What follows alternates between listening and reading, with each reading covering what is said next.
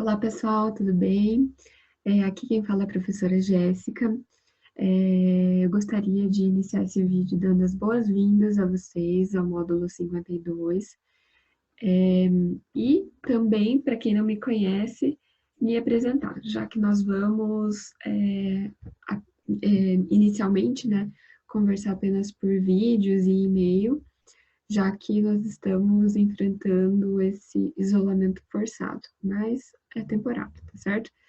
Então, eu tenho graduação em Engenharia Mecânica, me formei na UTF-PR, tenho mestrado também em Engenharia de Materiais pela PUC, e atualmente eu faço doutorado em Engenharia de Materiais na PUC. Eu também sou professora das engenharias presencial na Unicesumar mesmo, e já fui professora do Senai. Hoje a gente vai conversar um pouco sobre o roteiro da semana 1 da disciplina de fenômenos de transporte, que é o que eu vou ficar acompanhando com vocês até o final desse módulo, tá? Como vocês já sabem, o roteiro, ele a princípio era para ser resolvido durante os encontros presenciais, mas como esses encontros presenciais foram suspensos, os professores das disciplinas estão fazendo vídeos do tipo Pocket Learning, que é para auxiliar vocês na resolução do problema que o roteiro traz, tá certo?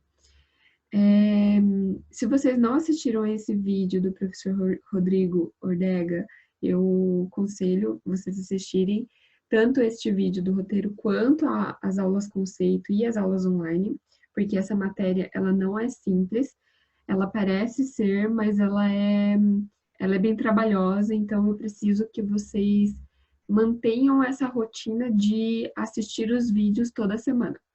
Em paralelo, eu vou mandar para vocês, como vocês já receberam, né, no primeiro e-mail, um resumo usando a técnica de mapa mental, que mais para frente eu vou mandar um vídeo para vocês explicando como que funciona esse mapa mental, para quem não sabe. Mas aquele mapa mental é só para direcionar o estudo de vocês, tá? Não fiquem exclusivamente no resumo que eu mando, porque não tem como entender toda essa matéria só pelo resumo. Como o nome já diz, é um resumo, tá? E a matéria, ela é um pouco complexa, então vocês precisam se dedicar um pouquinho mais de tempo, tanto para essa matéria de fenômenos, quanto para a matéria da professora Ana, de resistência dos materiais, tá bom? Começando aqui, então, o roteiro, tá? Ele nos dá esse problema aqui. Essa parte aqui que eu grifei em azul é o problema. Uma coisa que eu vou indicar muito, assim, mas muito mesmo para vocês fazerem, é montar os exercícios de vocês nesse formato que eu montei aqui, tá? A minha resolução tá um pouco diferente da do professor Ordega, porque eu aprendi na faculdade a fazer assim e eu acho mais fácil. Aí vocês podem olhar, ver se vocês concordam comigo ou com ele, ou se vocês quiserem inventar um novo método para vocês, tá? Mas o que eu aconselho muito vocês a fazerem? Primeiro, montem o exercício. Como que vocês vão montar o exercício? Depois de ler todo o exercício, vocês vão dividir eles em partes. Então, a primeira parte se refere ao PEDS, tá? Então, vocês vão escrever PEDS, o que o exercício quer de vocês. Então, nesse caso, ele quer que a gente calcule quantos quilogramas de morango são necessários para fabricar 1 quilograma de geleia, tá? E quais são os dados que o exercício está me dando. Nesse ponto, é bom vocês relerem tudo, o exercício, desde o começo, só que ir anotando o que o exercício está dando. Então, vocês vão começar a reler lá, aqui, ó. Os morangos possuem 15% de sólidos e 85% de água. Então, vamos lá. Então, morango, 15% de sólido, mais 85% de água, que eu coloquei aqui líquido, tá? O processo 1 é a parte do misturador, que daí ele diz aqui que tem uma proporção de 45 para 55%, ou seja, 450 gramas de morango para 550 gramas de água. Então, foi o que a gente anotou aqui, proporção de 45 para 55, que é de morango para o açúcar, desculpa, né? Eu falei água aqui atrás, mas é açúcar. Morango para o açúcar que vai na mistura. Então, esse é o processo 1. Continuando, processo 2 é o aquecedor. Então, a mistura do processo 1, ela entra no aquecedor e com a finalidade de evaporar a parte da água dessa mistura para atingir 72% da geleia composta por sólidos, tá? Então, é o que a gente vai anotar aqui. Então, o processo 2 é o aquecimento até a mistura ficar com 72% de sólido. E o que se pede, né, considerando que o açúcar é composto por 100% de sólidos, calcule quantos quilogramas de morango são necessários para fabricar 1 quilo de geleia. Então, esse 1 quilo de geleia vai ser a minha saída, que então é o meu resultado final. A terceira etapa é montar um esquema, ou seja, um desenho do meu problema, para ficar mais fácil de visualizar. Isso daqui, gente, sério, é o ponto-chave para vocês conseguirem entender o problema, tá? Porque vocês vão voltar muito nessa figura aqui, que vocês desenharam, a partir da interpretação do exercício, para poder fazer, tá? E ela já se refere à primeira fase do roteiro, se vocês forem olhar lá, que no finalzinho tem a resolução, né? Então, como ele diz que existem 2 processos, então eu fui lá e coloquei quadradinho do processo 1, quadradinho do processo 2. Para o processo 1, eu sei que ele mistura, no misturador, deve-se misturar morangos amassados com açúcar.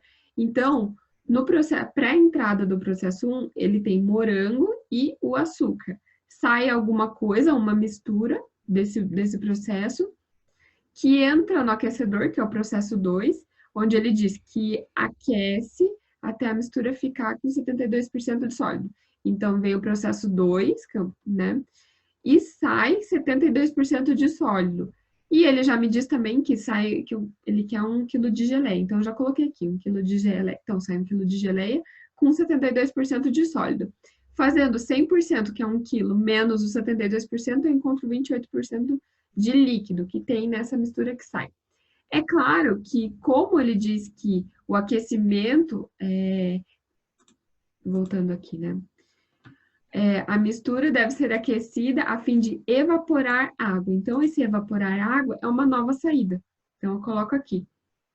A água saindo que é 100% líquida, certo? Então, eu tenho 2 entradas, 2 processos e 2 saídas finais, tá? A quarta parte dessa organização do enunciado se refere a fórmulas. Então, eu vou escrever todas as fórmulas que eu conheço. Nesse caso, a gente só tem, por enquanto, essa fórmula de fração mássica e tem a fórmula da fração molar. Como aqui ele está falando de massa, porque ele diz 1 quilograma, né, de geleia, então eu vou usar a fórmula da fração mássica. Então, a fórmula da fração mássica, se vocês forem olhar lá, é a fração mássica igual a massa do componente dividida pela massa total da mistura, tá?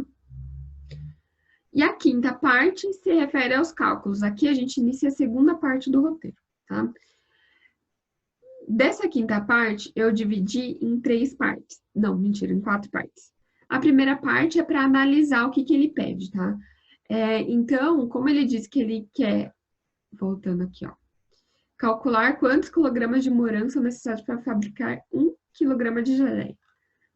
Então, aqui, a quantidade de morango para fabricar 1 quilograma de geleia, ou seja, ele quer uma massa de morangos. Então, é isso que a gente vai procurar. Isso daqui, essa primeira parte aqui, eu coloquei só para ficar mais claro o que o exercício quer. Mas aqui, isso daqui é opcional, tá?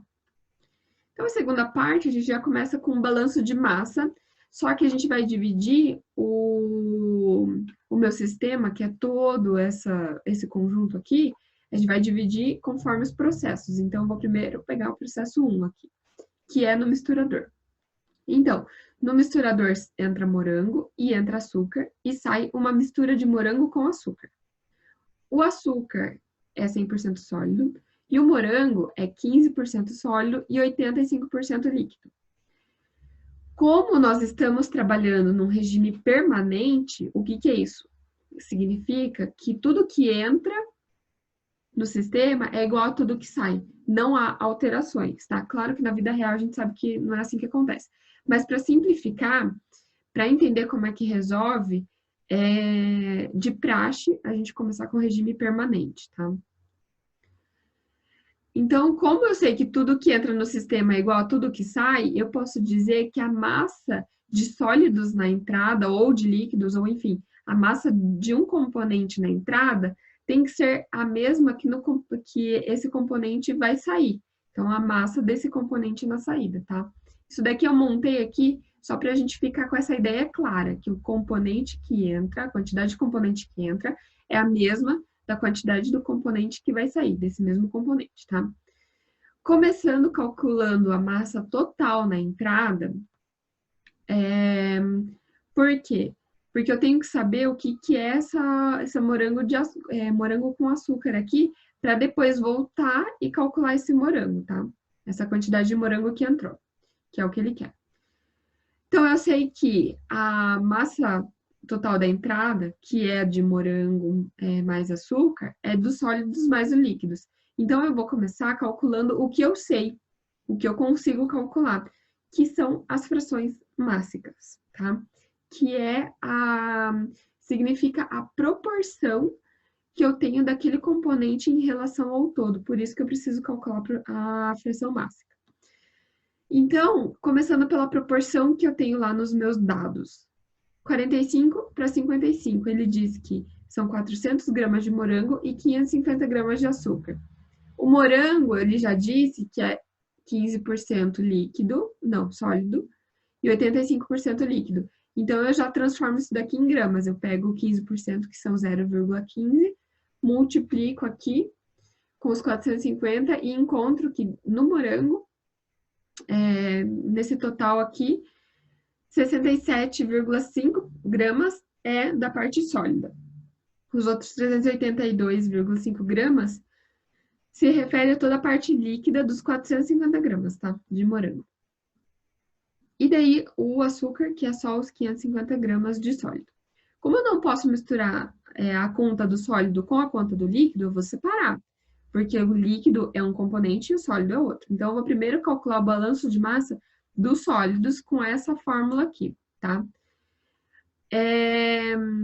Antes disso, na verdade, eu pulei aqui. Tem essa equação aqui que só soma, né? Só para a gente verificar que realmente, se eu coloco 400 gramas de açúcar, de morango com 550 gramas de açúcar, vai me dar 1 quilo de entrada, de massa de entrada, que bate com 1 quilo da massa de saída que ele me deu no exercício. Então, essa parte aqui já confere com a nossa hipótese aqui de regime permanente, tá?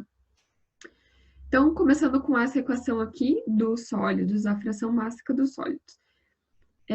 Eu quero descobrir a fração mássica, então eu coloco tudo que é sólido aqui, então a massa dos sólidos, eu vou somar essa massa dos sólidos, tá? Que é esse 67,5 aqui, mais esse 550, dividido pela massa total, que é esses 1.000 gramas aqui, que é a somatória de tanto líquido quanto sólido, porque isso daqui é a massa total da equação, tá? Se vocês não estão entendendo como que é essa equação aqui, volta na aula conceito do professor Rodrigo, dá uma olhada no resumo que eu mandei, que tá explicando certinho, tá bom?